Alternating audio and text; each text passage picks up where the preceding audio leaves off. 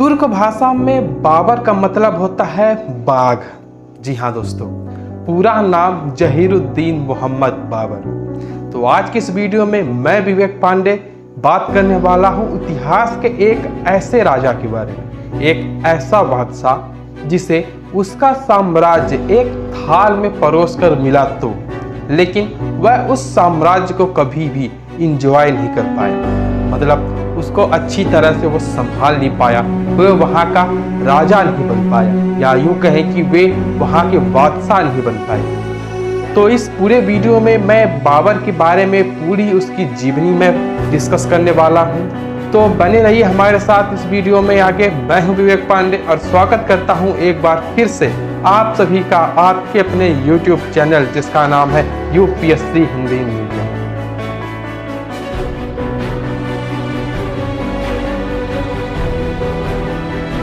बाबर का जन्म 14 फरवरी सन 1469 को उज्बेकिस्तान के फरगना में हुआ था। जी हाँ दोस्तों, उसके पिता का वंश जो तो मिर्जा था और माता की तरफ से वह चंगेज खान का वंशज था।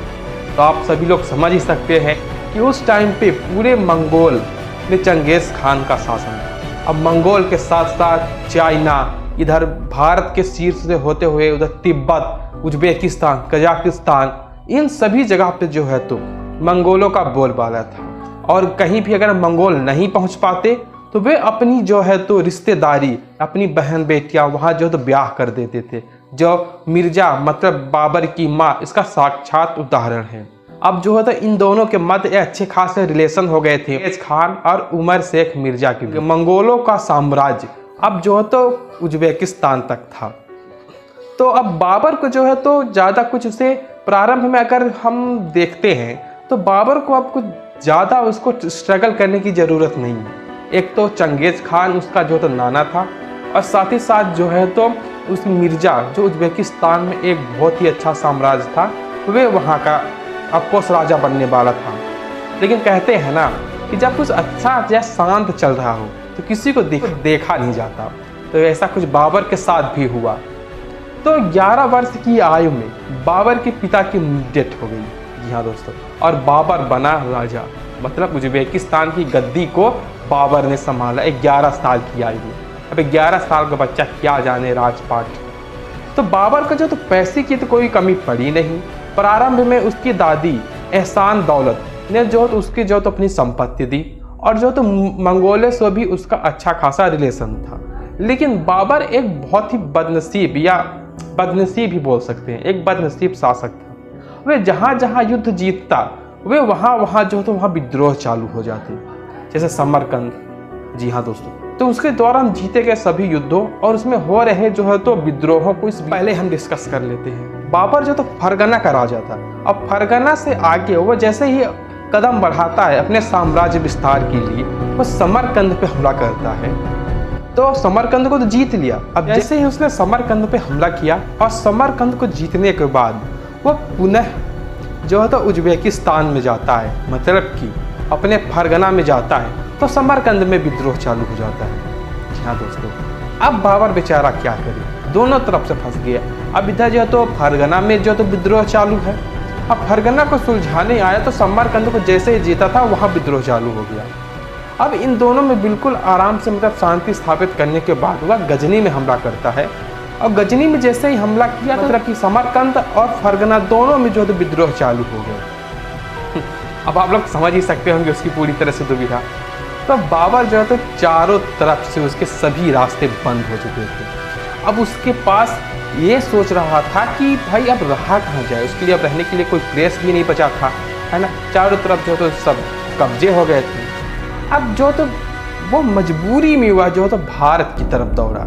जब कोई रास्ता उसके पास नहीं बचा वो भारत की तरफ जो दौड़ा।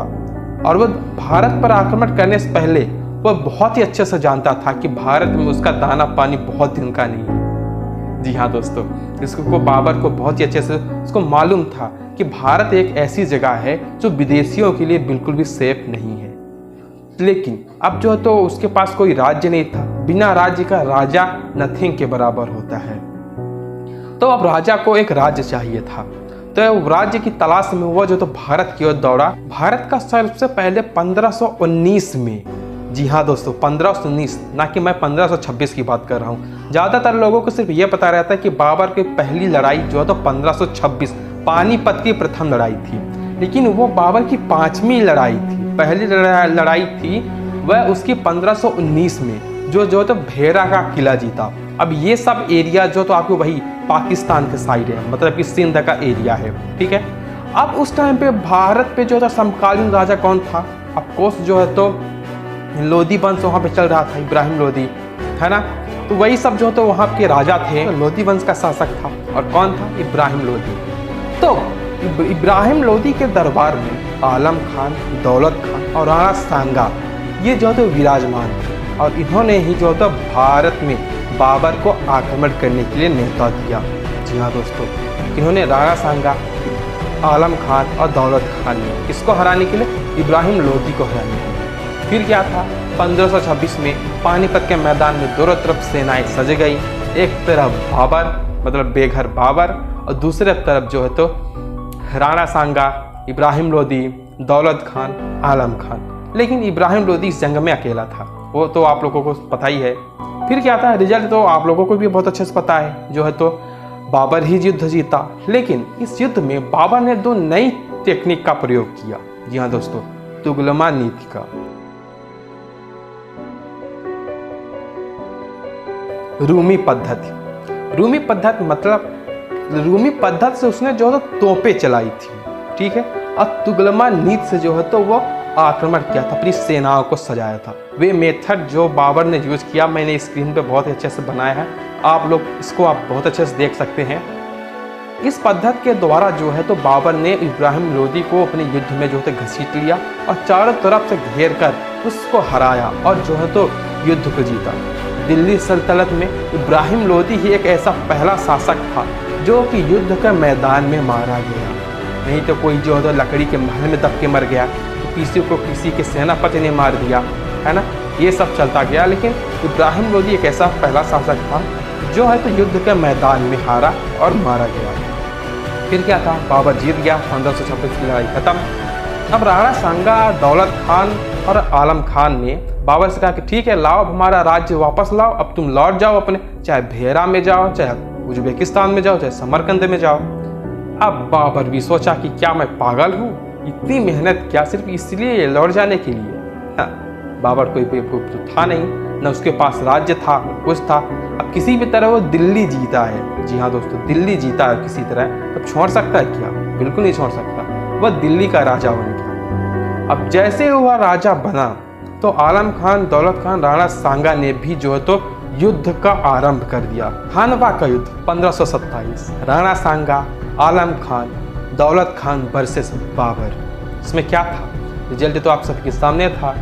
जो तो बाबर की तोप के आगे कौन टिक सकता था उस टाइम पे? तब कोस बाबर जीता।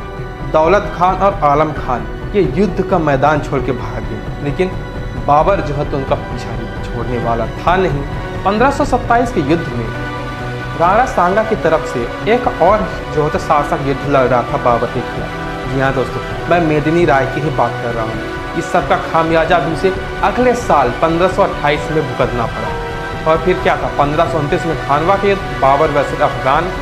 तो अफगानों की वो लास्ट शाखा थी, वो अंतिम शाखा थी जिसे बाबर ने समाप्त किया। लेकिन कहते हैं कि उस युद्ध के बाद भी बहुत सारी शाखाएं जो तो बच गई थी, जो आगे चल के शेर शाह सूरी जैसे शासकों के बीच जो है तो आया और अकबर के साथ भी उनका युद्ध हुआ था। पानीपत के प्रथम लड़ाई होने के बाद बाबर ने मतलब यह युद्ध जीतने के बाद बाबर बहुत खुश था। वो यहाँ तक खुश था कि उसने चांदी के सिक्के बनवाए, उसको बंटवाए, जिस कारण उसको कलंदर कहा जाने लगा। किसको? बाबर को।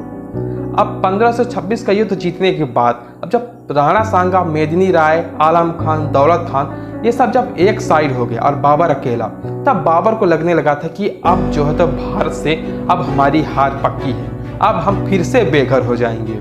जी हाँ दोस्तों, लेकिन ऐसा कुछ नहीं था।